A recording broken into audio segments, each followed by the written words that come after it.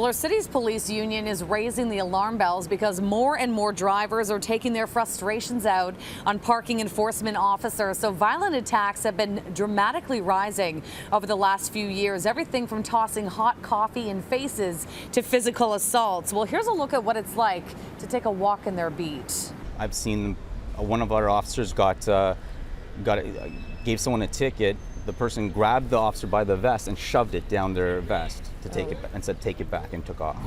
Nigel Fernandez has been patrolling city streets for about a decade now. He's been assaulted many different ways over the years, but tells me the violence seems to be escalating. I've had my foot run over. Wow. Yeah, I had a woman parked in the no stopping, was new to the city. I didn't even write her the ticket. I was just explaining to her the rules of the area, and she drove her car right into my foot and wouldn't get off. Police and fire showed up, and they got her out of the vehicle, and then the fire had to cut my foot out of my boot because it was so swollen. Are you feeling that escalation? I think in the last 3 weeks, there's probably 7 assaults alone on officers. Actually, one happened just yesterday. Just yesterday? What happened in that case? An officer got spit on. And the stats tell the story. In 2014, 52 parking enforcement officers reported being assaulted on the job. That number continued jumping to 60 in 2015, then 79 in 2016. At least 19 have been reported so far this year. Yes, people are more compliant. Within 10 minutes, walking along Queen Street, 2 tickets were handed out. It just says no parking here.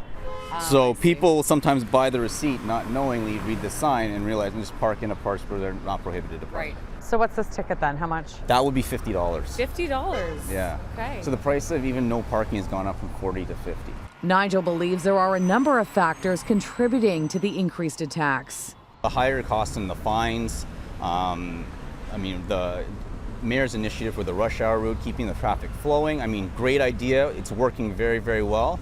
But the flip side of it is we're getting the brunt of that initiative, and getting that hefty ticket and possibly a tow doesn't sit well with the public.